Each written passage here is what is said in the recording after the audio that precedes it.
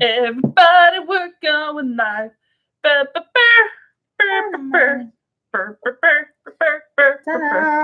Hey, no, and this time in the video, because I've raised up a little bit, you can see one of our fancy, stunning microphones. What's going on here? What's this? Why am I on red? We need a name for our microphones. If you have an idea, let us know. I do need a good name for it. I know, it's what I'm saying. I'm looking at it and going, I don't know what your name is. I don't know. Teely and Keely. I don't know. So we survived Dorian. Yes. With minimalness. Minimal,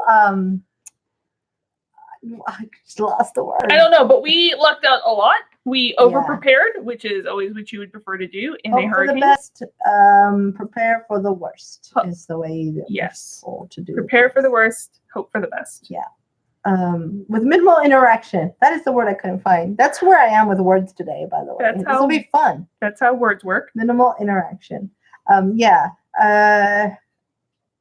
was very little to Dorian, but there was a lot of anxiety and prep that went into the waiting for the nothing that ended up being. Yes. So in the day that we were supposed to prep our house for Dorian, we kind of watched all of Dark Crystal.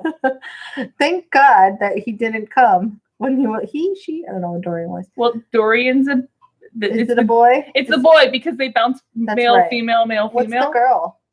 What's the E? I don't remember. Elizabeth. I don't know. I'm just making shit up. Emily. I like it. I have no idea. We'll cover this again in the audio part of the podcast. Fun times. But yeah, we made it okay. The only thing that we managed to pick up from it was my completely awful cold. Oh yeah, a rager. Yeah, this is day 5 of it, and this is pretty good. It does compared to what you were not in a state. No, and it was that fun thing where even though we didn't get the hurricane, we still had to do the overnight lock-in situation at work. Yep. So I got to get locked in with about, another 50 people, maybe more, and breathing recycled air the whole night. And then I tried to take a 2-hour nap because I knew that if this thing did hit us, we would be in here for a solid day and a half. Yeah. And I said, in order to be human, I better sleep. And as I fell asleep, the AC kicked on and just went heaven all up in my face. Sure, it felt good. But the thing is, everybody's germs went right into my face. Right into my face. So whatever cold was floating around in that room, I just inhaled it all. Yeah. It was gnarly. I slept through the worst of it and then had to go to work before it was past. Yeah. So it was fun. Yeah. Got a lot of knitting done. Like the most frustrating hurricane. Yeah. In many ways. Nothing else. It was just very frustrating. But we're here and we're back on track, and hopefully the rest of this hurricane season ends. Be like I like you. Alrighty. So we do the recording thing? Let's do it. What episode are we on? We are on 186. 186. Welcome to episode 186, because I literally almost forgot the number, even though Grace told me not even 15 seconds ago, of There's No Place Like Terra, a Stargate First Watch Rewatch podcast. I am Nixie. And I'm Grace. And today we are going over Atlantis, Season 1, Episode 17, Letters to Pegasus, a.k.a. Take Care. That's my a.k.a. A.k.a. Not Another Fucking Clip Show. It's only half a clip show. It's like the yin and the yang of my feelings towards this episode. Yeah. It's like, clip show, but my heart. Oh. I was doing my rewatch with my headphones on because Jesse was reading, and he's like, "Why are you crying?" And I was like, "I don't know. I hate this episode." Yeah, I don't have a super decent AKA. Really doesn't either. Kelly, man. I'm pretty sure a leaf went by. Kaylee.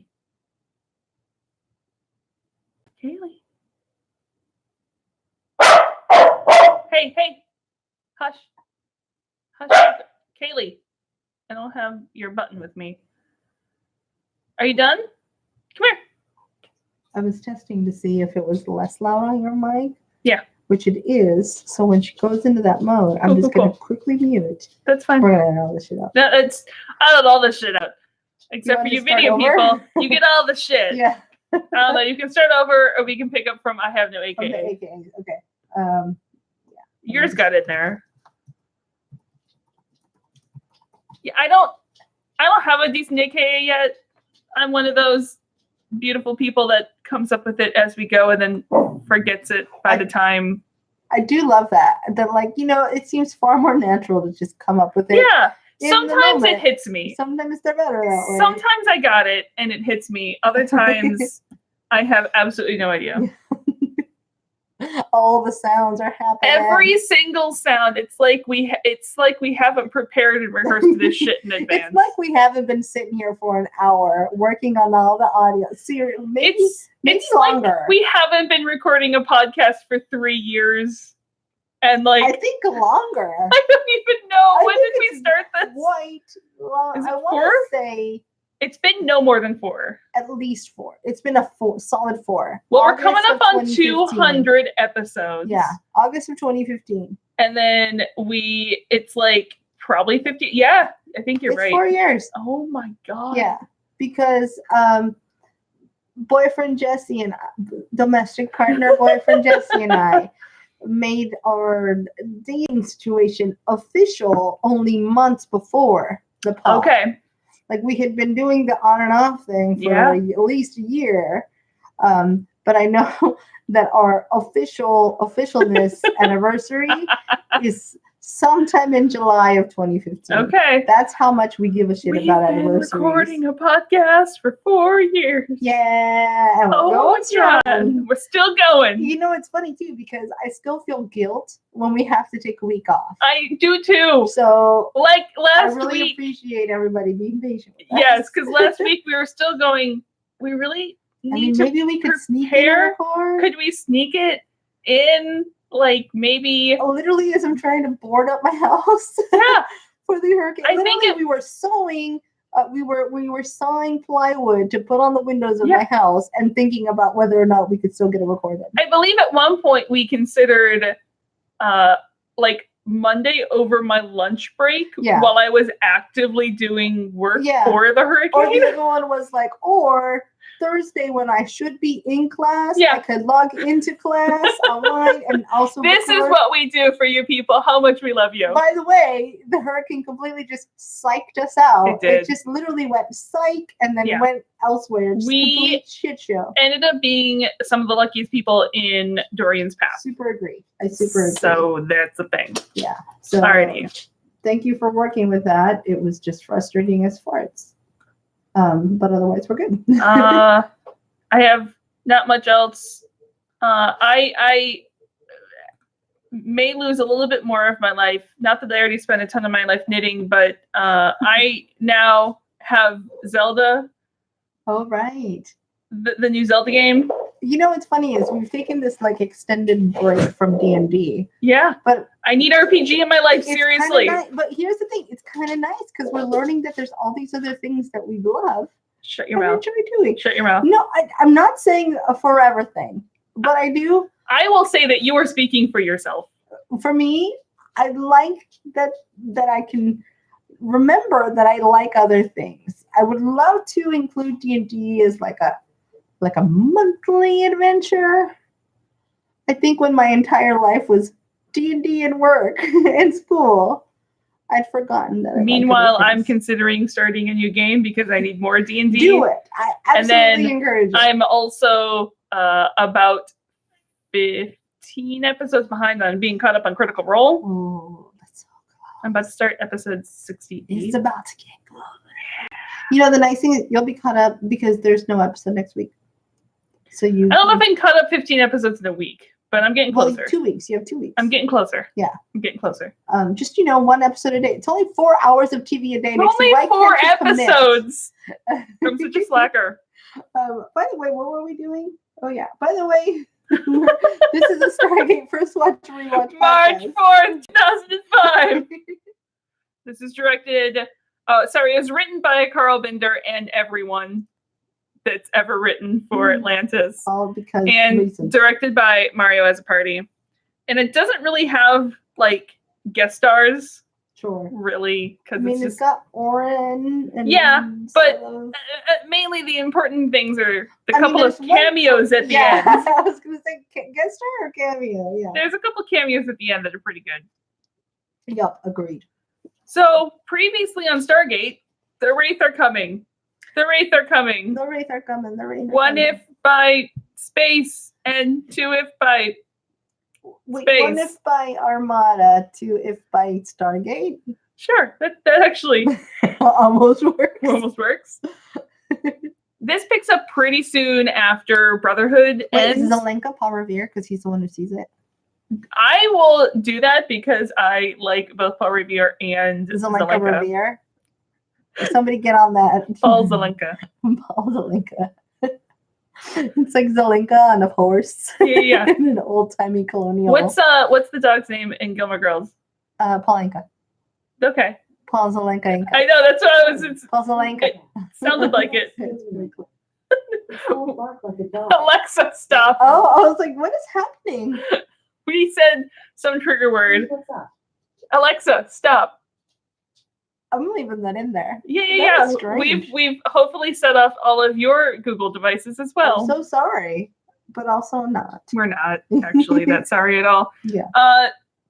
But I'm sure this is just later that day when they come back from the Brotherhood, Mhm. and they're looking for ideas that don't include panicking.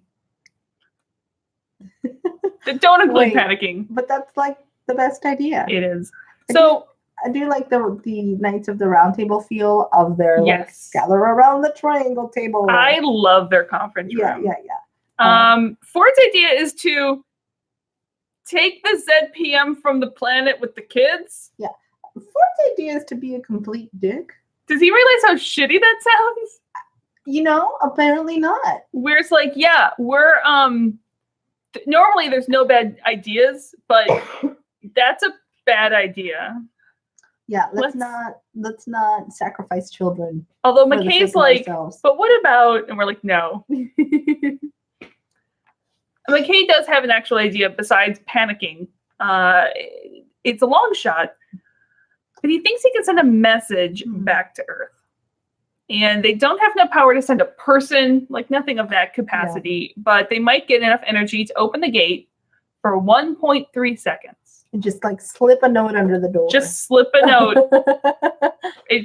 Slip a large champagne Post-it. bottle Yeah.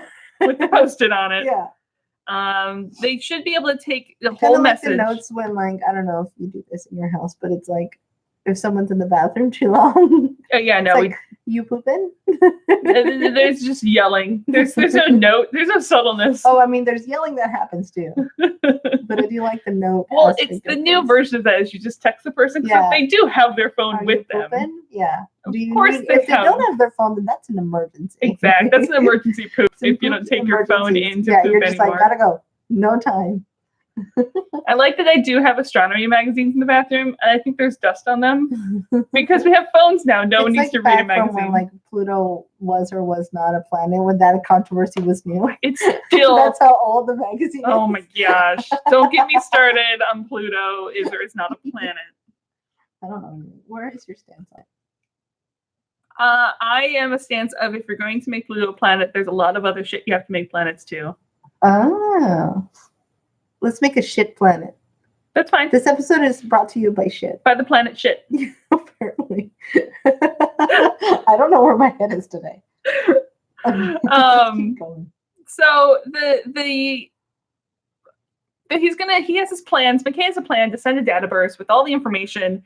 And the cool note is because Sam's on the other side and she's super smart Mhm. and, can think on his level, she should be able to decipher There's only it. one person in the universe who can decipher this message. Because Sam. And that happens to be Samantha Carter. It's like every time free time on a bunch of Critical Role stuff with Sam and Liam. Whenever Laura Bailey's name is mentioned, there's like harp music. Yeah. I feel like whenever Samantha Carter's name is mentioned, it's like Sam Carter.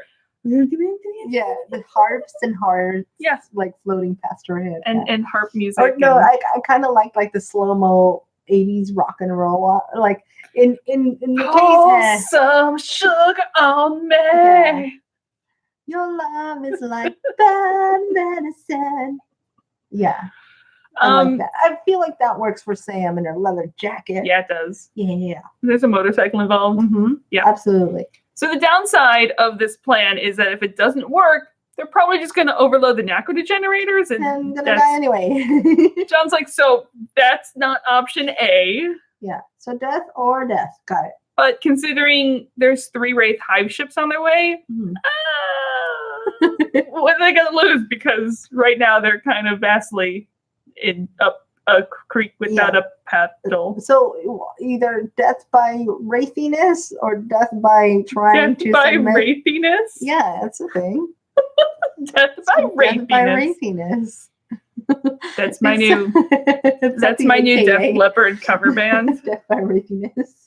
I like it. So with McKay's compression, they're going to be able to send all of the mystery reports, a shit ton of stuff that they've learned, and they're going to be looking for things to put in this bottle of message. You're going to be lousy with time. Message in a bottle. Mm-hmm. Which is fun because the episode of Star Trek Voyager that this is kind of like is Message in a Bottle. Interesting. They find like a little tiny micro wormhole and they can send information through it. Can I tell you that there is an episode of Star Trek Voyager that boyfriend Jesse compared this to, and it was not the same episode. Interesting. I would like to know which episode he compared it to.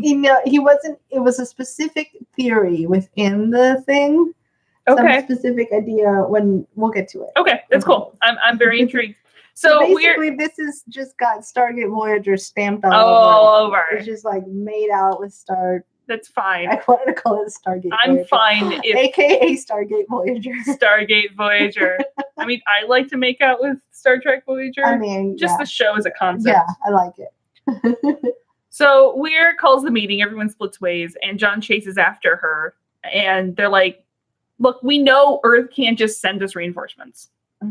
Not going to happen. But they do have to warn Earth about the Wraith. That's true. Even and especially if it's the last thing they ever do. It's like, I know that you guys have your hands full with the whole gold thing and replicators, but there's something else coming. I wonder who would win, replicators or Wraith? Oh, Nixie's taking a drink. What did I do? I like it. That's a good drink. I actually have a clue. It's like the Alien versus Predator. It's sometimes I'm now just starting to like pick random times to take a drink, just to like, it's kind of, when Alien versus Predator came out, you clearly picked a side. I don't know who I would pick. Like, who would I choose as my unlikely hero? My favorite is the part where I don't remember if I did make a pick. Did I make a pick? Been Alien versus Predator? Yeah. You would have to pick Predator because the Predator was on the human side. Whereas the alien just wanted to destroy everything. So the Predator ended up helping the humans. Oh, so you're not doing like me specifically taking a side because No, like the film kind of tells you which side to take. Yeah, because I was actually like, we randomly just saw that yesterday morning. Yeah. I still,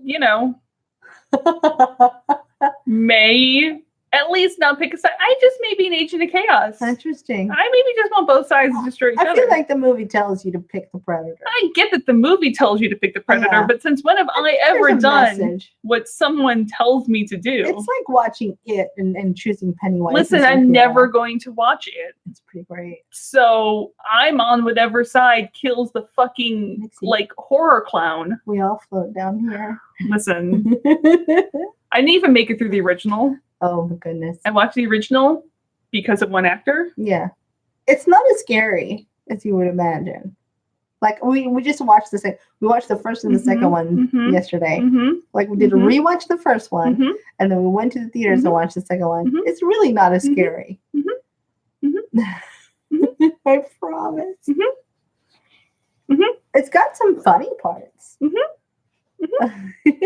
I'm never watching it. It's so awesome.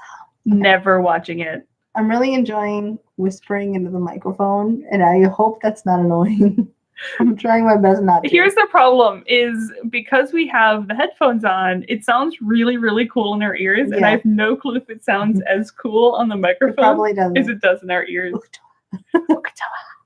Okay, we're done. We're done. Yeah. Zolinka. No, so no. Well, after the meeting, it's show and tell time in front of the long range sensors. Like, they don't look as threatening when they're dots on the screen. Sure. Which, this is true for so many things. I just love this statement. This is one of two there's two statements in this episode that really stuck out to me for very different reasons. Yeah. This one I love. Things aren't as scary when they're just dots on the screen. Yeah. Oh, you could definitely deep dive into that if you consider when we drop bombs on places or when everything. I took it as a very, very different route. Oh, tell me. I took it in the way of listen, if you read fucking trolls online saying shit about you, they're just dots on the screen. It's just fucking dots on the screen. They're just ones and zeros. Which, to be fair, is part of the problem why the internet has gotten as horrible and angry and mean as it is, because you can say things under the guise of anonymity. Yeah, under the cloak of invisibility that is the internet, you can say whatever you want and not be held accountable for it. But for example, if someone sends you a stupid tweet, this is not like me saying this about us. This is not happening to us. I'm just saying in general. We have the most amazing. We have fucking awesome fans. I'm just saying in general, if someone posts or just it's dots on a screen. Yeah. If that person doesn't have the fucking guts to say it to your face, then did they really say it at all? No. And I can't remember who it was. I wish I remembered. It might have been I don't know, Patton Oswalt or someone like that. It's ultimately people who do that are just hurt people. It also sounds like it could be a Marin thing. Yeah, well, I don't know. He's a little bit pettier than that. This is true. Here's the thing. He is pettier than that, but underneath the pettiness, I found sometimes he has truths and kernels of wisdom like that. Yeah. There's just no need to concern yourself with those. In the end of the day, just don't be a dick. Don't be a dick. But anyway, I really just love that line about how things aren't as threatening when they're just dots on the screen. You know what? I like that. I think I'm going to use that as a point of encouragement. It's just dots on the screen. Let's just get shit done. All in all, we're just another brick in the wall. Whoa! Is that the the 21st century remake of Brick in the Wall? Oh my God! All in all, we're just some bunch of dots on the screen. We're the worst. We're the best. Worst. So anyway, Zolinka's been tracking the ships. They're not in just one continuous hyperspace jaunt here. They're flitting in and out of hyperspace. They're stopping along the way. Could be because their engines are shitty. Could be that they're stopping at rest stops along the interstate, feeding. Yeah, to get some beef jerky and whatever other weird shit you eat on the road. Some human jerky. Oh. I mean, they're Wraith. They essentially eat human jerky. They do eat human jerky. They don't even let it become jerky, though. They just eat human sushi. Human sushi. They're human sashimi. Oh my! Okay, so anyway, Zolinka has human sashimi is a good name for a band. Human sashimi. But Zolinka's pretty sure he can pinpoint where they're going to stop along the way. And so John can go there, stealth, watch him pass by, and get some visuals on the situation. So luckily enough, Terra knows one of the planets that they're going to stop at. And I'm like... Of course she does. She knows everybody. Do you have a star chart? Don't you just know these planets by their gate address? How are you picking this out on a map? She may be that person who's knows someone everywhere. This is her hometown. Well, here's my thing. It's I can know that I can get on. Okay, I know where these are. I'm just saying I can get a plane ticket to like pick a weird city. I can get not a weird city. Trying to think of some remote one. Tuscaloosa, Alabama. I can get a plane ticket to Tuscaloosa, Alabama. Okay. I know how to get the plane ticket. I will get on the plane and I will arrive in Tuscaloosa, Alabama. Sure. You then show me a map that doesn't have names on it. I'm not going to be able to pick where in Tennessee Tuscaloosa is. That's fair. Alabama. Same. Okay. But that was my thing with her. She's like, oh, well, I know people on that planet. Well, have they been to it before? No, I don't think so when she's been on Atlantis. No, it's true. The only way that works is if they've been to it before, and so she's been able to tie the name to the fact that she's been to it before. Also, Taylor, do not touch the computer screen. No! Do not touch the computer screen. You know, some people I've learned don't care. I've learned some people care. But here's the thing. For the err on the side of politeness. Yes. And never touch anyone's Because listen, you either don't care or you super care. And just here's a note. I super care if people touch my computer screen. Yeah. I don't need any extra marks on it. I obsessively already. Because here's the thing. If I ever touch my screen, it is with the tippest of my nail just to keep track of where something is. Yeah. I don't touch. No, I don't touch mine, period. I don't touch. Because that's what guides are for. That's what you use. Well, sometimes these are things that we can't have guides. Like sometimes I'll be tracking a number and I have to take my eyes away for a second and come back. But anyway, just don't touch the computer screen, Taylor. Don't do the thing. So Taylor and John are going to self mode, roll as high as they can, cast Pass Without a Trace, not stop at duty free. Sure. And see what happens.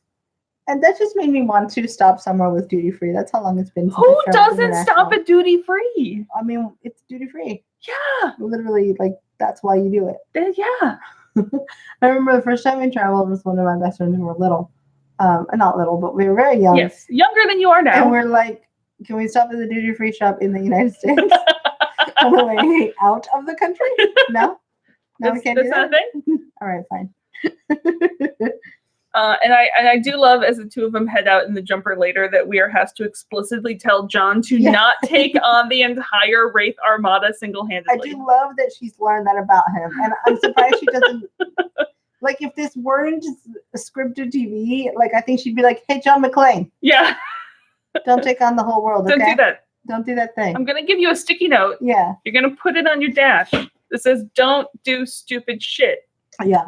But that's basically her. Like, I know you by now. This is not okay. Don't do the things. But it's perfectly appropriate. So on the planet, Taylor happily reunites with friends of hers, Orin and his family, and we get a classic try to handshake. Nope, that's not how you handshake here. I do want to point out that I really like Orin's rake, and I want one. I don't know why. What? You grew up in farmland. I did. And I've learned that you notice rakes that you like. I noticed the rake that he had, and I really like it because it kind of blends into the stuff, but it looks really sturdy, and it's got I've always hated the wire. Everyone hates those. Those are dumb. I don't know why they exist. I think the reason they exist is because the tines are thin enough together that it's easier to grab vast amounts of leaves. Sure. Because just for leaves. Because I'll be honest, most of the only reason I've ever needed a rake is for cleaning up fall leaves. Okay. No, I've used them for, like, you dig into the dirt with them. Yeah. You clean major I've crap out of it. Never used rakes for that. Rocks and things of the sort. Yeah, no, that's why the annoying dumb rakes exist, is to get all of the leaves. I guess that makes sense. I just don't care for them. But we've learned one of us is from farm. Oh, yeah. The other of us is from Midwest tree leaf. Yeah. Well, yeah, this has come up twice actually this weekend. Aside from that, where, domestic partner boyfriend Jesse and I discussed getting a condo for whatever home we're in next time, and I'm like, I don't want to be that close to other people. Yeah, and I'm like, I don't care if our house is small. Yeah. I need space. That's a give and take. No, that's an active give and take. But it's something worth considering. So we're like, fine, we don't get to move again until we're rich and we can pay people to do all the things that a house requires. Yeah, that's an active give and take. That's really his problem with it. But the truth is, we've learned that I love fucking mowing the lawn. I don't. And cleaning the yard and doing all those things. And nope. Gardening is bad for Nixie. Mainly, let me rephrase that. Gardening is bad for the plants under Nixie's care. You've seen it. Yeah. Don't act like you haven't seen this before. It makes me sad for the plants. This is why just any plants that live under me have to be extremely self-sufficient. They have to be like the cat version of plants. They have to be the cats of plants. But also cats of plants that can like find their own food. No, 100% have to find their own food. Like hunter cats. Yeah, I'll give them fertilizer once in a while. Usually I forget to water them. Yeah. In fact, there's houseplants in this house or at my house that Grace takes care of. This is true. This is a true thing. There are plants that I've rescued, like a shelter pet. Yep. I'm like, I'm taking this one home. Yep. Sometimes a plant just disappears from our house, and I'm like, that was about to die. Where did? Oh. Yeah. Also, right up your alley, this feels like the appropriate time to share. There was a plant that I rescued from your house months ago. Yeah. Was thriving. A little boy that we know. Is it the purple one? Took it, decided that he needed the pot that the plant was in more than the plant did. Yeah. So now it's naked and homeless. So I have to plant it. Naked and afraid. Yeah, it's naked and afraid in our backyard. Yeah, I would be naked and afraid in our backyard too, because everything is fair game in that backyard, including cables. It is the jungle setting that naked and afraid happens in. Yeah, there's not. If anything is loose in that backyard, it is fair game for a game of tug and chase. All at once. Okay. Back to the show. Stargate podcast this is. So this is what happens when we're gone for a week. Oh man. So Taylor is not here for trade. More here because the Wraith are coming, and apparently word has spread to all of the planets in the galaxy. The Wraith have awakened, and look, they can take all the precautions they can, but what is going to another planet going to do to save them when none are safe? Sure. All are going to get culled.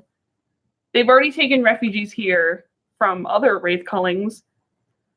So Taylor goes, look, if they come, go to that spot right there that I'm pointing to, and then we're going to come and get you. Yeah, she just makes this call all by herself, too. And John's like, no? Yeah, that's not what we said we were doing. Taylor's like, look, this is one family. And John turns back to Oren and is like, look, I cannot make this promise. And Taylor's like, it is literally the least we can do. John's like, I can think of lesser things we could do. Like nothing. Also, after seeing the look on Oren and the kids' faces, he agrees, only if there's time. My thing here is that you can tell that Oren has a gigantic family, the amount of people in this crowd around you, or you are telling people that, hey, we're going to save this guy and his family, but not you. Yeah. It's just a shit show. It's one of those things where regardless of the conversation between John and Taylor should not have brought it up here and now. No, there's Taylor proves to be the heart of things in this episode, but there's a lot of times where she really should consider her mind and a little more tact in her approach to things. But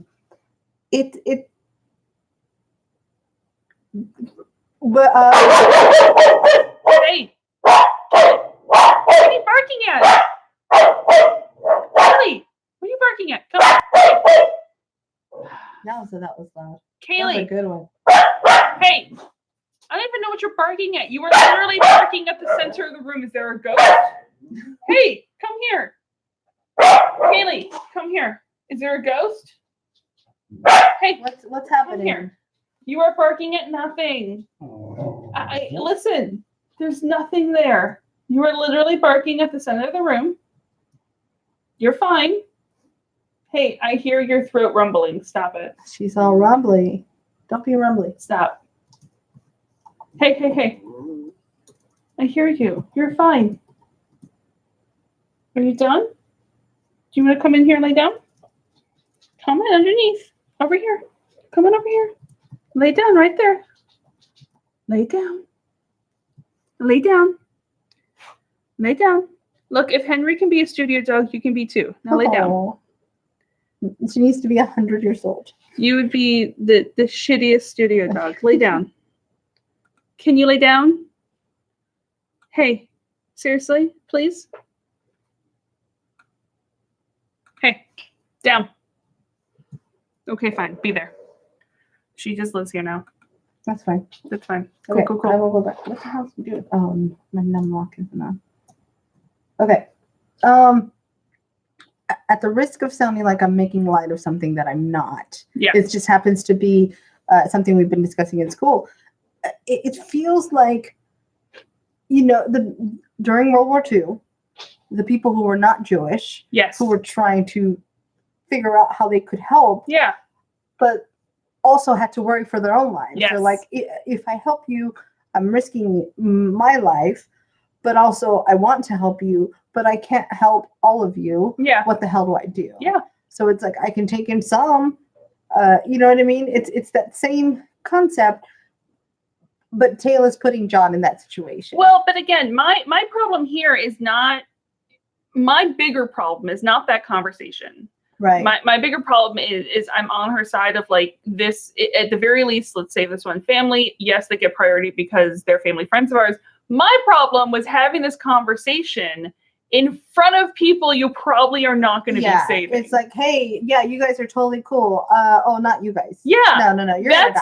That's my bigger like. That's fair. That's P.S. that's Taylor. pretty shitty. Yeah. Hey, let's consider what we're doing right in front of these people. So in the conference room, they have their city specs, mission reports, tactical assessments, things for the message home. Just and McKay's included a ton that they've deciphered from the ancient database, because yes, McKay's algorithm is that good, and all of that actually fits in 0.3 seconds. Actually, they have a whole second left. Yeah, wowza. Lots of things. So they can include some personal messages, like several hours of video. And Weir's like, this will be really good for morale. Yeah.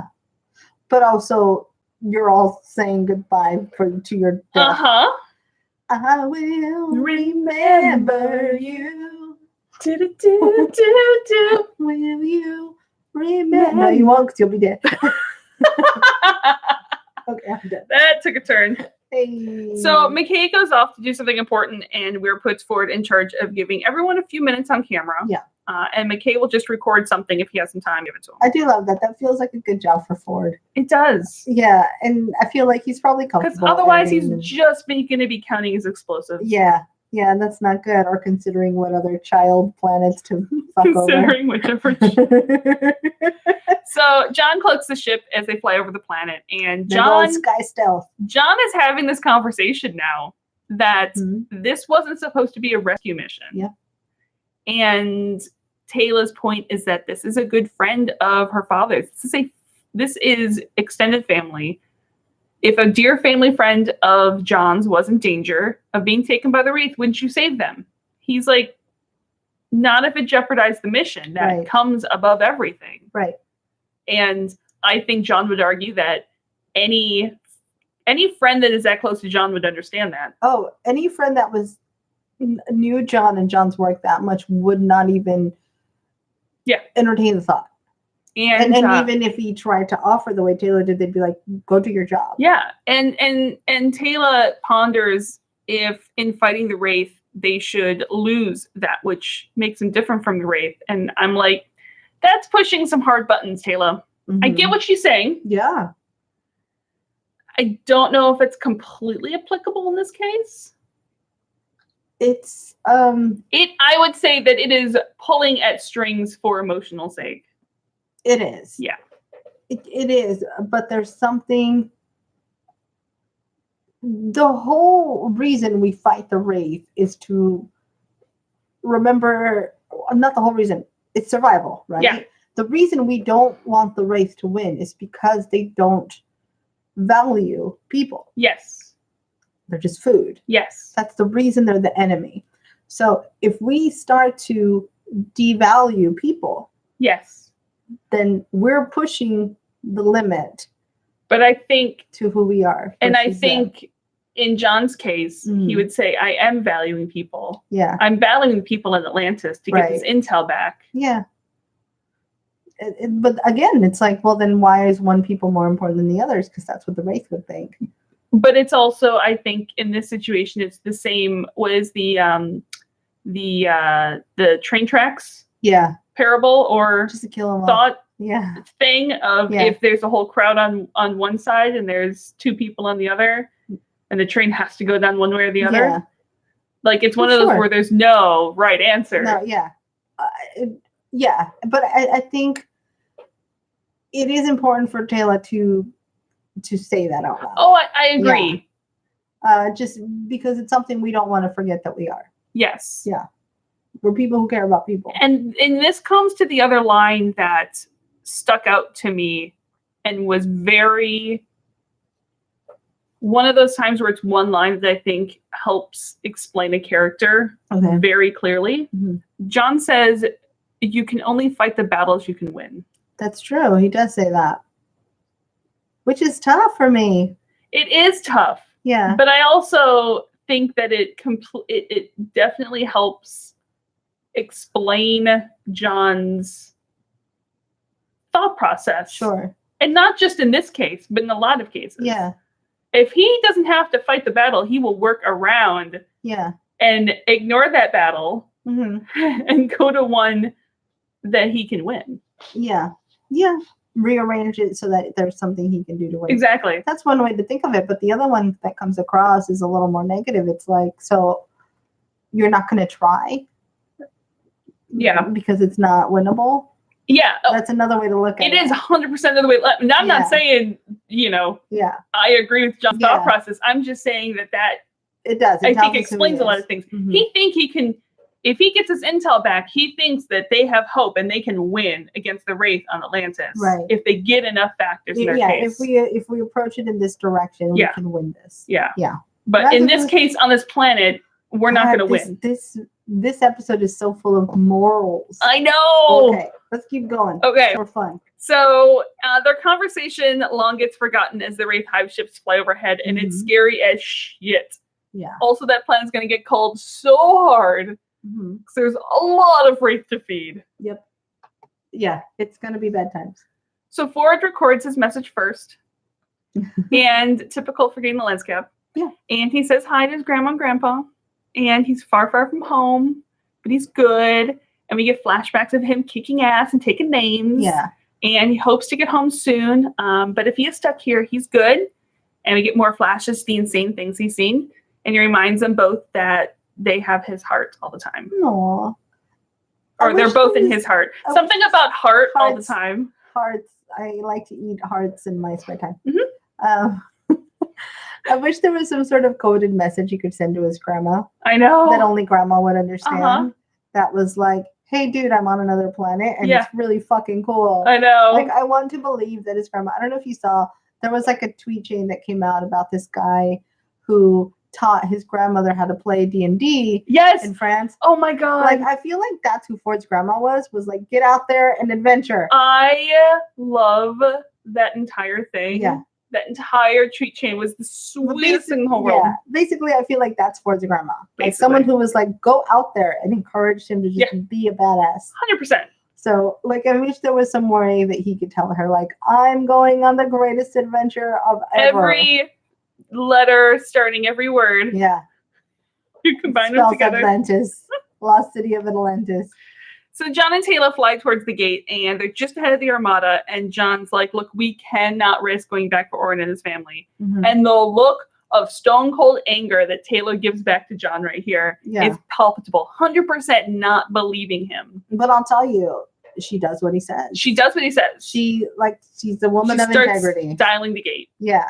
And the gate dials in first. Hey. It's the Wraith dialing in so the locals can't escape. Suckety sucks. So they're going to be safe in the cloaked ship Uh-huh. because cloak. And John doesn't want, John doesn't want to wait to get the intel back to Atlantis. Yeah. But they're stuck here. So There's for nothing now, they can do. they're going to head to where Taylor told Oren and his family to meet. Do you think she's secretly like relieved? I think secretly relieved, and also she basically says later a little bit of hypocrisy. That's fair. Yeah. Next up to record is Carson, who looks so fumbly and doesn't know what to say. And he records a message to his mother and asks about the petunias and about her toenail fungus. Something about the way he says, "Say hello to my mother," reminds me of that Mark Wahlberg SNL bit, the "Say hello to your mother for me." Oh, yeah. It's like Carson's just going to say hello to your mother for me. Ford is like, what the actual fuck? Yeah. How about you just tell your mother that you love her? And he's like, no, because if I say that, then I'm going to get emotional. And if I get emotional, she's going to get emotional. I can't have my mother get emotional. Yeah. Also, I'm 100% understand when Carson says that. Yeah. He's like, no. We are a different culture. That is not how I work. You lock that emotion down in a box. Because if that emotion gets out, the emotion inside of me is so strong that everyone is then going to get emotional. You shove it down there. Yeah. It's great when you understand. I love that he expresses it that way. And then he does so further on into the recording as well. Yeah. Where it's like, oh, that's why. It's none of a selfish thing that he doesn't want to tell his mother that he loves her. Is that he doesn't want to put his mother through feeling those feelings. Exactly. He's looking out for his mom. He's like, I'll go have those emotions privately, but I don't want my mom to get worried about me. Yeah. And here's the thing. If I get emotional, mom's going to know that's a code word that shit's wrong. Yeah. He doesn't get emotional. That means he's dead. Yeah. The end. Bye. So at Ford's like, look, it's life. You can always re-record. So Carson tries to start his message over again. And the emotional floodgates open. That box opens up. And Carson can't do this. And poor guy. I know. He's just sometimes it's like somebody will give him a scotch. Go shove that emotion back down deep where it belongs.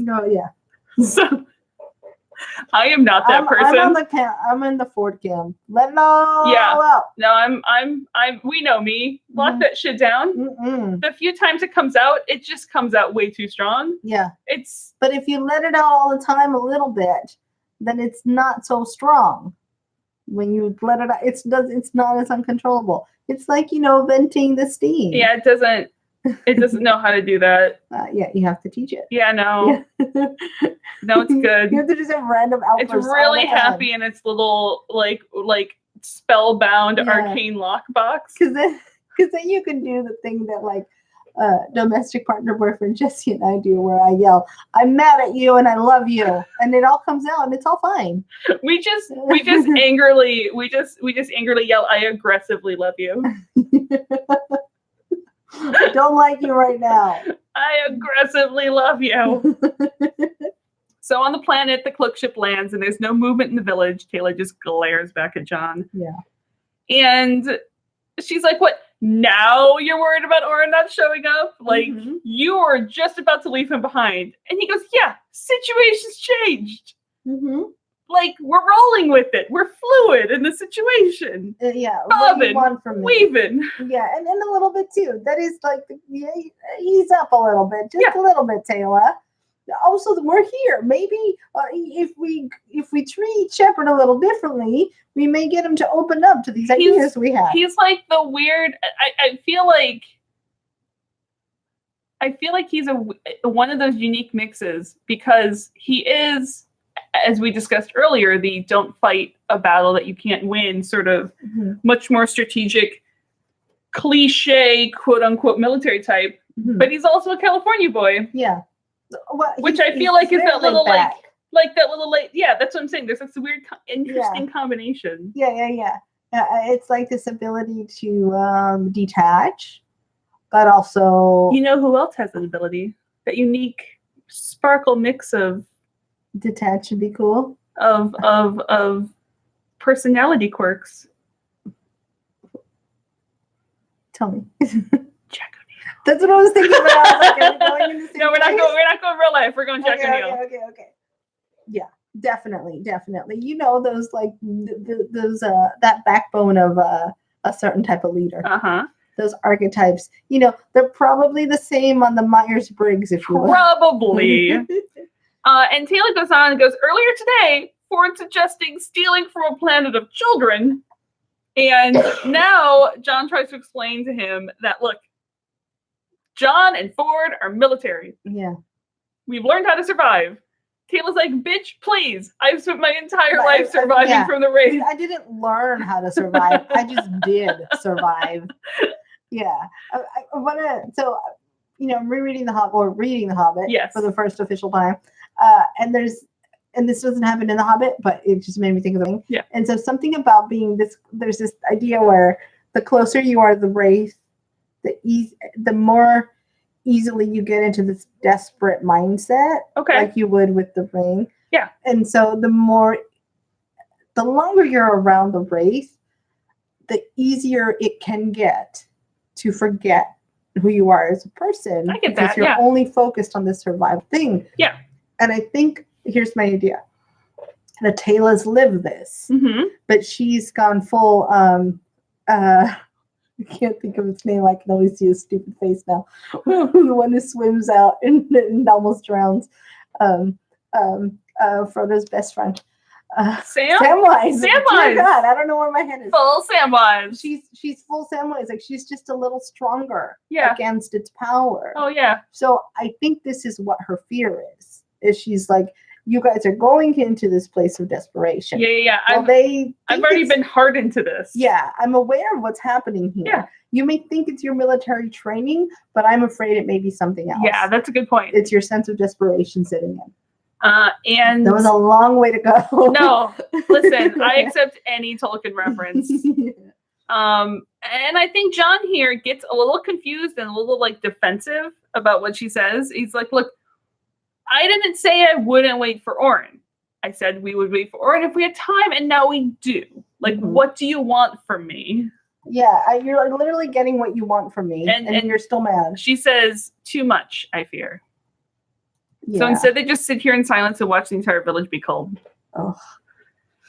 So now Zelenka is recording his message. A very detailed account in Czech about the city rising up from the ocean floor. It's such a beautifully told story. It's stunning. Now, I can't tell. I don't speak Russian, but just he's not speaking Russian. I'm sorry. You're right. I don't speak Czech either. Czech. I don't speak Czech. Guys, I took a lot of cold medication to get through this episode. Remember the time I couldn't find the word that I couldn't find? That was a normal, just regular people Remember word? when you couldn't remember the name of Samwise Gamgee? Yeah. I'm done. I'm going to stop talking for a while. Anyway, Ford is like, I don't know what you said. You didn't say anything that wouldn't need security clearance, would you? He's like, no. Security clearance. What? No. It's back on the planet. It's just pure destruction. And the tables are reversed. Now John can't just sit here and watch this entire thing while Taylor says, look, there's nothing we can do. And he's like, well, I mean, there are things we can do. They would just be the last things that we ever did in all of ever. And at this point, if they can say Oren and his family, Taylor says, it will have been something. Bates' turn. He's talking to his little brother. Yeah. His little brother, who, to be fair, could be a year younger, could be like 15 years younger. Anything's possible. Anything's possible. He can't wait to get back and watch Kobe and Shaq take another title home for the Lakers. And I wish I knew something about basketball. To see if there's a joke in this at all. There is a joke. Okay, good. I know jack shit about basketball because I stopped following basketball when Joe Dumars left the Pistons to retire. That's a long time ago. All I know is that I'm from Northern California and the Warriors are awesome. The end. That's all I need to know. Yeah, that my reference is like early 90s. Back when I cared about basketball, I only knew that Joe Dumars was my favorite player because he was on the Detroit Pistons. Yay, I dig it. There is a joke. Pretty sure Shaq left the Lakers by 2005 So at this point, he's like, what, with the Magic or something? He's now? with not the Lakers. I don't No. know. I know he was in Orlando sometime, He was. and he has a house with a blue roof. I think he just sold that actually. Did he? I think maybe. Also, like, okay, you would know this. Okay. You would know this more than I do. Okay. Does anyone outside of LA like the Lakers? Oh, I don't know that. Well, back then maybe. Because the only thing I was thinking is do we know now? Can we say with some confidence that Bates might be from LA? Well, here's the thing. It's kind of like when a team starts to win. Are they like everybody? The Yankees of basketball back then? It's kind of like they could be bandwagon fans, but if they're Okay. going to games, Yeah. they're going in LA. Yeah. So that means he's from somewhere in LA. So I think this can tell us at the very least We got two Bates California is boys on from our hands. somewhere near, Yeah. at least from California, somewhere near LA. Yeah. I'll buy that. Yeah. I dig it. Cool. Okay. But anyway, Bates ends his conversation. Ford's like, "That's it?" Yeah. To your brother, like, "That's it?" And Bates is like, "Look, I'm pretty sure I'm never going to see him again. Yeah. Like, why make it worse? I'm just happy I got to say goodbye." Yeah. And He's Ford's like, "But dude, you- we're all gonna die. But you didn't say goodbye. I love this about Ford, this that we learn his ability. He's very emotionally evolved. Yes. Far more than some of the other people we're talking to today. Yes. And I don't know if Weir knows this, but somehow he even more so is now the perfect It's guy for appropriate, these video projects. And I totally also, again, Mhm. my emotions stay locked in a box. I Yeah. kind of get Bates' side. Yeah. And he says later, Bates is like, "Oh, I said essentially goodbye. I love you. I said all those He things did in his own way. in my way." Yeah. Well, and that's the other thing. It may be emotionally evolved is the wrong way to put it, but emotionally Open? yes. Yeah. He's emotionally extroverted. Yes. There if you go. will. Yeah. Yeah. Definitely with his emotions, he's willing to put them out, make Because them available, I mingle mean, with others. my brother, Mhm. now, I mean, we have said I love you before. Yeah. We don't like not say it, but doesn't come up often. Yeah. We have the things that we say, Yeah. and we know that is included in That that. means I love you. Yeah. Yeah. Yeah. I feel you. So that's why I'm like, I get Bates. He did say goodbye Yeah. and I love you and all that shit. Just Yeah. not like with those Just in exact those different words. Yeah. In his own code, if you will. So Ford runs into McKay, who's already recorded his message in private. He ended up filling the entire tape. It's just a rambling. He's sleep deprived. It's for humanity in general, his sister. Sure. There's gold in there, pure gold. Just said that at the end of the entire reel, and whatever gets cut off, it's fine because it's gold. And Yeah. Yeah. I'm gonna sneak ahead and really hope that Ford saved the Sam part. Like I really I hope he 100%. did. I'm assuming. Here's the thing. I'm assuming Ford did not watch any of it. Uh-huh. Ford just literally took the entire thing I mean, I hope that the last part makes it. in though. the same way that you used to do the spoiler cast. Just not listen to it, just Yep, tack it just on the attach end. it at the end. The yeah. difference is that you were tempted to listen to the spoiler Uh-huh. cast. Ford could give two No shits. fucks. None fucks at all. I really hope that he went through it, like did due diligence and like removed a lot of the garbage, but like kept the funnier parts of. Yeah, no, Mickey, I'm pretty and then sure was like, Ford did nothing oh, to I'm his. leaving that Sam stuff in there. He's like, look at all the fucks I don't Fair. give. Yeah. And then we get to see part of McKay's tape. Mm-hmm. He's all geared up, way too over melodramatic. Oh yeah. Like, He's practicing. so good, it's full of cringe. He's practicing for his like local weatherman audition. It's so You know what bad. I mean? Like I am of authority and I make words that are important here. Like, I can't even begin. Like, all the beginning, he's like, no, Ford, cut that. I'm going to start over again. yeah. And the countdown is my favorite Oh part. my God. So, some light beacon on the planet that erupts up that we never find out what it is. Yeah. John's going to go check Doesn't it out. actually matter. John's going to check it out. And Taylor's like, dude, seriously. Like, no. And he's going to make a point not to get seen. As if that's... Oh, okay. Then it's fine now. Oh, you're not going to be seen? Oh, you should just told me that from the beginning. And he heads out, becomes visible, and stealths out.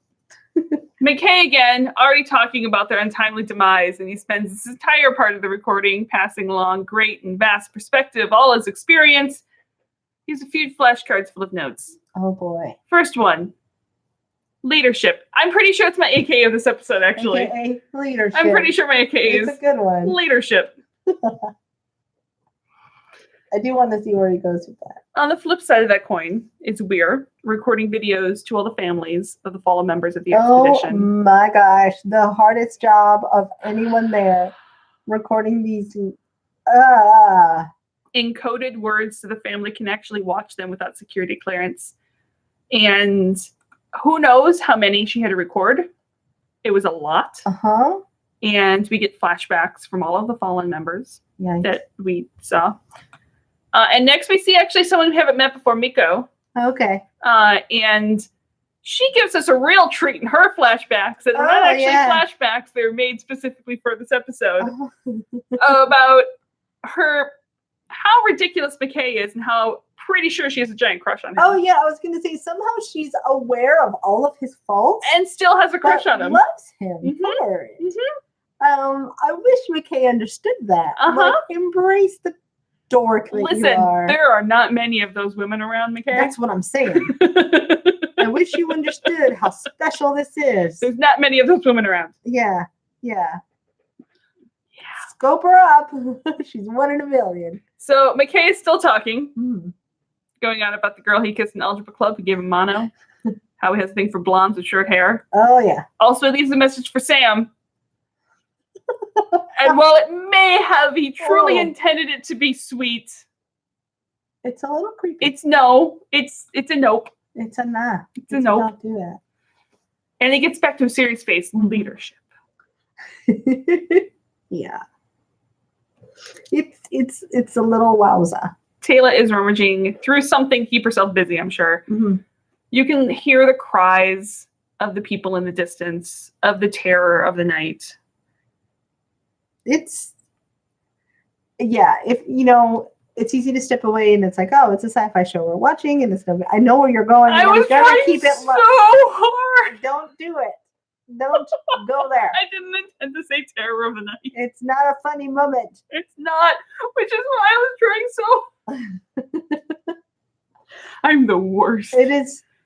Imagine, if you really put yourself there. Oh, You're literally surrounded by people dying and you have to just keep your mouth shut. Yeah, it's terrifying. Yeah, not cool. Not cool at all.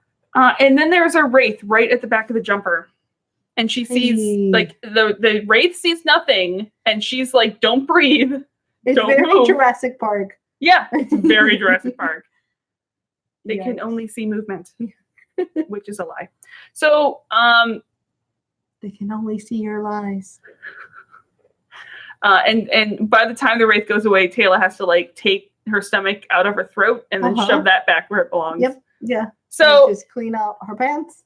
next, this asshole. I hope he gets eaten by a wraith. I hope he gets eaten by a T-Rex. I actually hope he doesn't get eaten by a wraith and then has to go back to Earth and disciplined for being a dick. Like, I hope he doesn't get to leave without understanding what a dick he is. So Kavanaugh in a button-up and tie. I didn't even bother to remember his name. His name is just Dickhead. It's Kavanaugh, unfortunately, who ensures that the messages are private. Dickhead Kavanaugh. And then no one from Atlantis will be viewing this. I mean, except for Ford. Mm-hmm.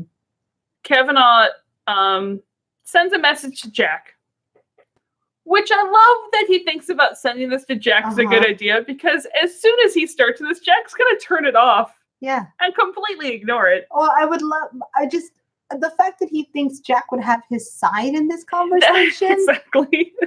Like the one other person who knows what Weir is going through. Clearly never met Jack. Yeah, like no idea what he's doing. I really want him to not die. So he has to go back to Earth and deal with the hard reality of what an asshole he is. Like somehow going out by wraith would be too easy because he never has to answer to who he is. Yeah. So he's made a list of all the errors in judgment, according to Kavanaugh, that the leaders of this expedition, mostly Weir. Ford's like, I'm going to let you whine in private. Yeah. Bye. I respect Ford for his ability to be like, you're a dick, I'm out, and Yeah. not being like, you can't do that. Like, fine. Yeah, go ahead. Waste your breath. Yeah. I'm not going to listen to it. Yeah. So John sneaks around in the forest, Mm-hmm. rolls pretty high stealth. He gets a closer look at the light, which still doesn't tell us what the fuck the light is. No, it doesn't matter. And he starts. You know what the light is? You know how you would find out what the light is? Uh-huh. If you watch It. I don't care if I never know what the light is. If you guys have watched the movie It, I you know what I'm don't talking care. about. Don't care. That light can stay a mystery for the rest of my life for all I care. We all know what it is. It feeds on your fear. Nixie. Anyway, so the whole time that he's out there is something. I don't even know what my notes are because you've just made me lose them. So McKay again, Yes. who apparently has never cared for dogs. Which, do we even need to continue? Don't get me started on this thing. Although, listen. He does. I think he clarifies some. I don't think he doesn't care for dogs. I think he's had childhood trauma, but his dog running away and not being able to find him again. Yeah, that's true. But really, what this brings up to me is this fallacy. Yes. About dogs being needy Uh-huh. and cats being independent. Yeah. Now, I have nothing against cats. I'm putting that out there right now. I think cats are adorable. I have only things against certain cats. I am allergic to cats, which is why we don't have any. Yes. It's probably for the better because we don't need any more animals in our house. But there's this fallacy that dogs are needy and cats are independent. Mm-hmm. And I just don't believe that's true. Oh, I 100% don't believe it's true. It's like, one, cats also need you to feed them. Yes. Unless you happen to have a random, wild, crazy Unless dude, you have like an actual barn cat. yeah, who likes to go out and hunt. And guess what? Dogs can do that too. Uh-huh. But otherwise, they're going to meow at your ass until there's food in that bowl. And in fact, sometimes they're a little bit pickier than dogs. Mm-hmm. Just put that out there. They also need you to pick up their shit just like dogs do. So in college, Mm-hmm. in our house, one house, Yeah. we had 5 people, Okay. 1 dog. It was a golden retriever. An asshole cat who the previous owners left, who then had babies. Oh. So 5 or 6 cats. Wowza. All but 1 kittens. A parakeet. And 2 guinea pigs. And a partridge in a pear tree. In the house at once. Yikes. And then after that, I lived in a house with 1 cat Mm-hmm. that was more needy than my Kaylee Thor, Yeah, which is pretty dang needy. who every morning Uh-huh. at 5 o'clock in the morning Yeah. would start whining that her mama wasn't home. Oh no. Oh, River, I love you. But dear God. Also just knew that I didn't like cats. Yeah. Cats and dogs are not one more needy than the other. They're just different types of They're needy. different types of animals, and dogs in particular have evolved to form interdependent, which Yes. is not the same It's as needy. codependent Yes. relationships with humans, which is beautiful. The end. Also, again, I think we've discussed this in previous podcasts. Mhm. Most dogs are Gryffindors, Yeah. except for mine. It's pure Slytherin. I have the weirdest Yeah. dog. I bet there's some Ravenclaws out there. I mean, Also- every Australian cattle dog, pure Ravenclaw. I don't know. I would question that. I know at least one. That's fine. Okay. Also, I love that McKay truly thinks this cat enjoys his company. No, Yeah. it doesn't. Enjoys your warmth. But he digresses. Leadership. Leadership. So Taylor is just watching numb out the window as the Yeah. sounds are stabbing at her soul slowly. Yeah. And she sees people running through the forest, or running out of the forest towards the ship. She uncloaks the ship momentarily and pulls them into the jumper and recloaks it. The guy doesn't know where Orin is. Mhm. He has no clue how many people are left. Taylor assures him that they are safe here and they huddle up. I'm impressed she held out that long. Yeah. That's pretty freaking. I think it shows how strong she is. Yeah. But it had to be Her done. strength is not, I don't think ever in question in or anything. fortitude or That's strength what I mean. character, whatever Strength, that is. Yeah, both physical and emotional strength Yeah. to me has never been in question for yeah. Taylor. This woman is a bad bitch. Yeah. The end. So Weir continues her videos to the families of every member of the expedition holy that crap. she wishes that she could tell them what their loved ones have been doing. Mm-hmm. Hopes they find out one day because they'll be amazed. This is definitely a eulogy. Yeah. Everyone's gonna die. Yeah. That's my prediction. We're all gonna die. That's what this sounds like Mhm. because she's proud of every one of them and all their heroism amazes her, and we get a whole series of flashbacks. Shit. And the resourcefulness has staggered her. We get a whole bunch of It's flashbacks. something unpredictable. And they face a terrible enemy and an uncertain future. Right. But they are, even if they're never heard from again, know that your loved ones did not face the uncertainty alone. Wow. They face their future together. That is some dark What's the premonitions. Les Mis song that I'm thinking of? Where it's just There's like to all, rally that the could be cries all of together. Les Mis. All of Les Mis right now. It's Just playing in the background. All of Les Mis. Just like whatever the medley at the end of the show is playing at the One more day. Yeah. One day more. That's exactly what it is. Yeah, that's just all We're of just Les Mis. I like that. marching to our- What's that really depressing part of Les Mis? Les Mis. All of it. Yeah. That's when you just answer yes. So more waiting in the jumper when Taylor sees John running towards the ship, and he doesn't know what the light is. What is the light? Yeah. Who knows what the light is? I know what the light is. Shut up. You have to watch. But the village is mostly gone, and I love the look on his face, and he's like, "This is not Oren's family. It's Who like, what are these people?" What did you do? Who did you let into the VIP room? And the gate shuts off, and John immediately wants to dial up and get out of there before the Wraith can do anything. And Yes. Taylor wants to give Oren more time.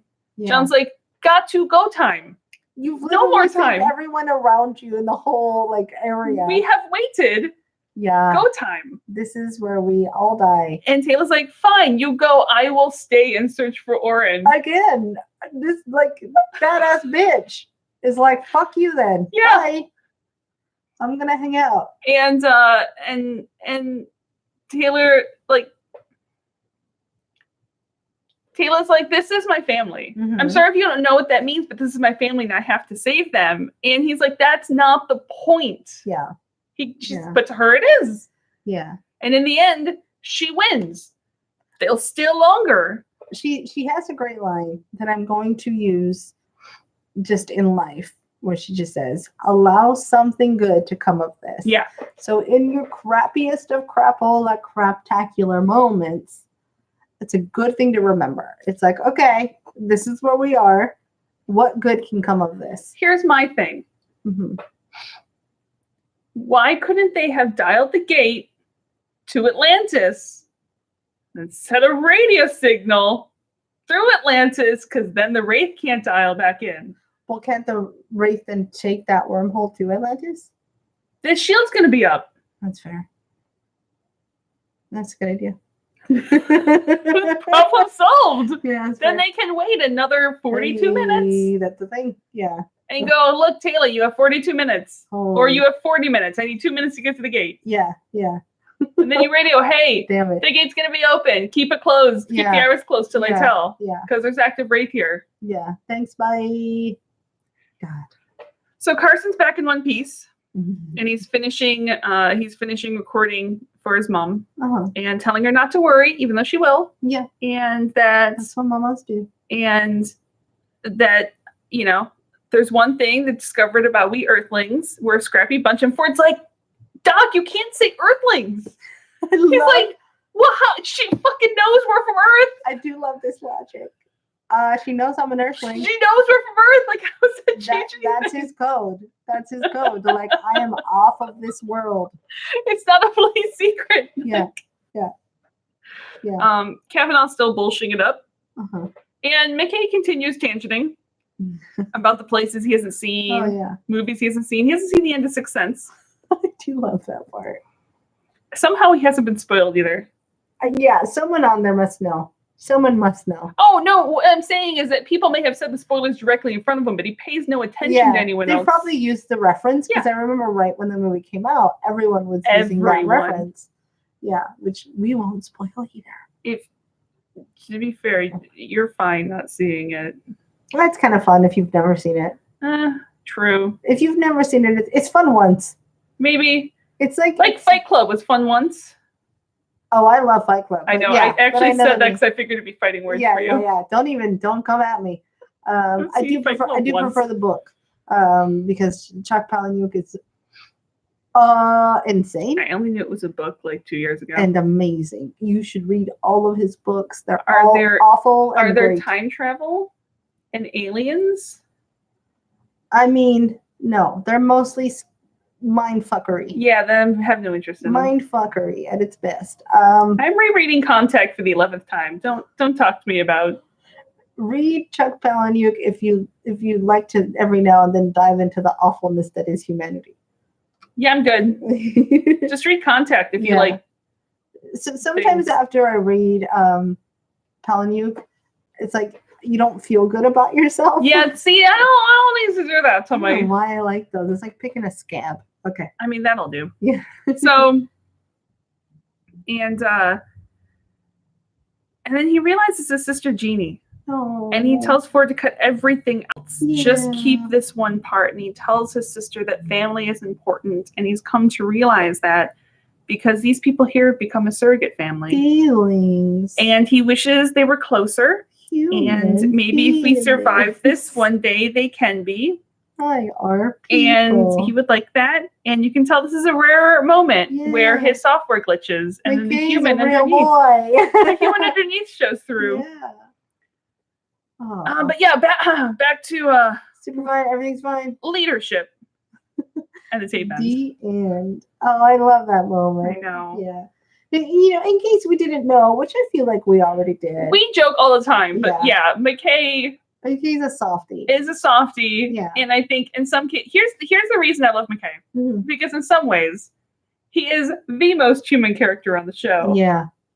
Yeah. Because he has the same neuroses that we all do. Well, and he's they're all out there for the world to see, whether he knows it or not. Like he's just full colors. All the anxiety. All his true colors are there. See my true. He's Chucky Finster from Rugrats. Oh my god, I love Chucky so much. He's Chucky Finster. So back on the planet, Orr and his family have finally arrived. John's like, "How big is your family?" They found others along the way. You guys need a TV. And more are coming. Oh, cool. Clearly not everyone can fit in the jumper, so that's bad news bears. Yeah. And overhead, the Wraith Dart is showing up to call the people as they run towards the jumper. Some run past the jumper because they don't see it because it's cloaked. Mm-hmm.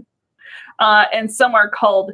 And John dives in with a young girl he picked up at the last second. Oh. And they watch as the rest of the group they were with are called. That's not terrifying at all. No, not at all. That's not going to traumatize every single one of them for the rest of their life. Everyone's not going to need a bunch of counseling just to be that's not going to haunt their nightmares every night. Super normal times. John does Atlantis and starts to get out of there.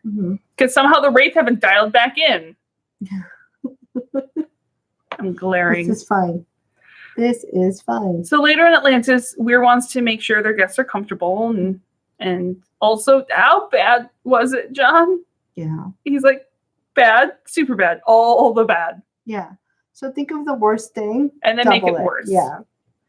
We can say that the Wraith were suffering from Gould arrogance at that point.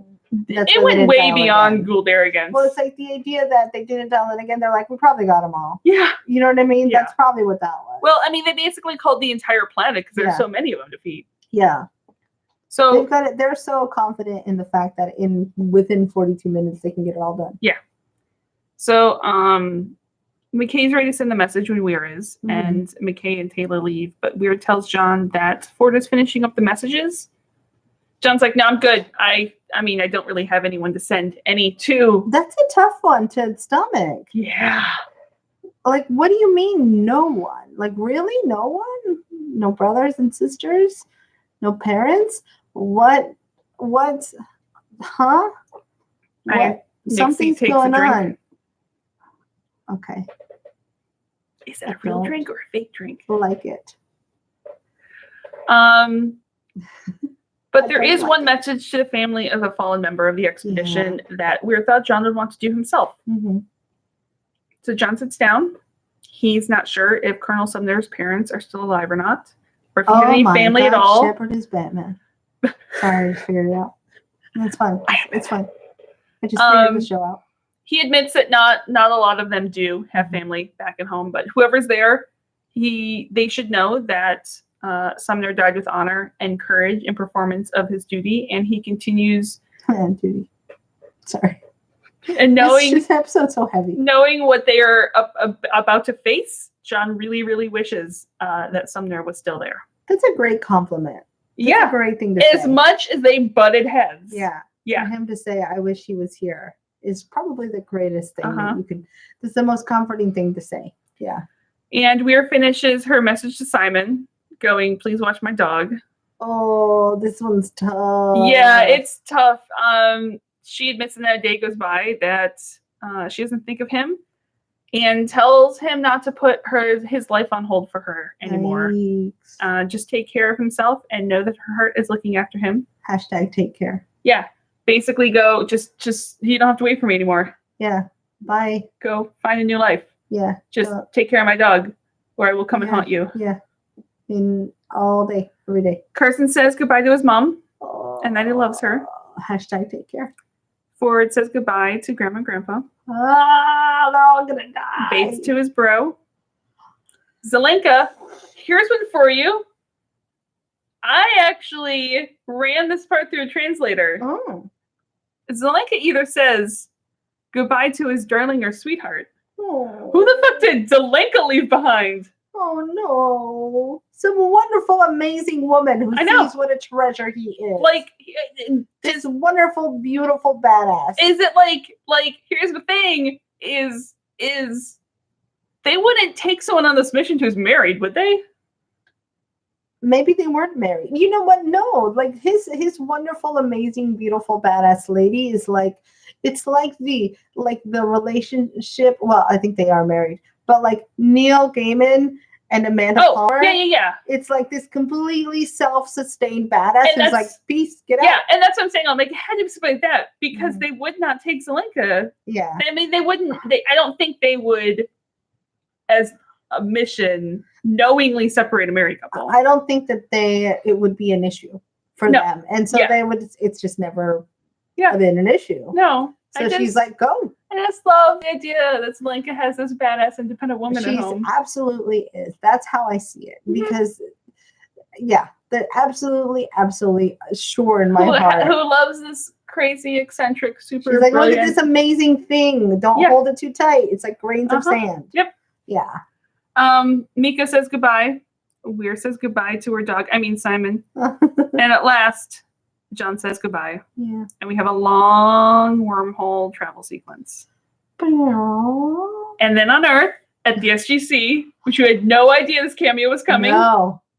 In the control room, Walter calls out an unscheduled off-world activation. Interesting. And just a regular old day on the SGC. The golden goddess that is Samantha Carter sits down to check out the transmission, and the gate shuts down so quickly. Mm-hmm. But she looks up in surprise when she sees the wormhole is from Atlantis. Atlantis! Okay. They're all gonna die, but spoilers, Atlantis is only 1 season long. We're gonna get to Atlantis. Sam's gonna get us to Atlantis. Okay. We might save 2 or 3 people. Okay. Maybe. Okay. And then Jason Momoa calls on all the animal friends in Atlantis. And they fight the Wraith. Okay, so in this Jason Momoa is actually Aquaman. Yeah. Okay, that makes sense. I mean, cool. I've just learned that Shepard is Batman. This is true. So that's how this works out. So Atlantis actually turns in to the Justice League. Yep. That's what the real Wonder Woman. Well, Taylor's Wonder Woman. Yeah. She's an Amazonian goddess. Yeah. 100%. Yeah. Yeah. That's just what the reality of the show is. It's an origin is story. Ford Kid Flash? Oh, yes, he is. That's adorable. It would be adorable. Yeah, I like it. The end. Okay. Next week. The episode that Grace has been I don't understand how she hasn't already watched it. I swear I haven't. The I willpower that you she know has. why? It's been lucky that I've been as busy as I have been with school starting. Yeah. Because I didn't get a chance to think about it.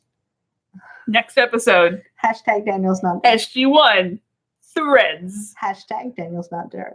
AKA Daniel is not dead. AKA I will flip this table if Daniel is dead. AKA let's get on with this, guys. Thanks for listening to today's very long, rambly episode. Yeah, we just missed y'all. This was like, oh, it's basically a clip show. It'll be quick. It should have been done like an hour ago. You know what? I think we did this with the last clip show too. Probably. Yeah. We just go off on so many goddamn tangents. Thank you for being here. Thanks for all the nice things you said while we were gone. Yes. If anyone is able to, people in the Bahamas could definitely use our support. 100%. We love y'all. Just if we're going to I say this, and this is something that I feel like is important to be said whenever there's a disaster like this. Please donate. Please give what you can, whether it's canned food or money or anything. Just please double check the organization that you're donating to. Red Cross is always the safest place. Red Cross is 100% safe. Yeah. There are reputable places that are flying down just food and water and things. Just double check them. I don't know if I'm off the top of my head. Yeah. And if you don't want to worry about that, Red Cross is always a safe 100%. place. Until then, we'll see you guys next week. You can find us on Twitter at Terra Podcast. Find us on Facebook at theresnoplaceliketerra. You can email us at theresnoplaceliketerra@gmail.com. And patreon.com/theresnoplaceliketerra. We love you guys. Like us, rate us, review us. On things. And stuff. Yeah. And Daniel is not dead. Gotta go. Bye. Bye. Holy crap.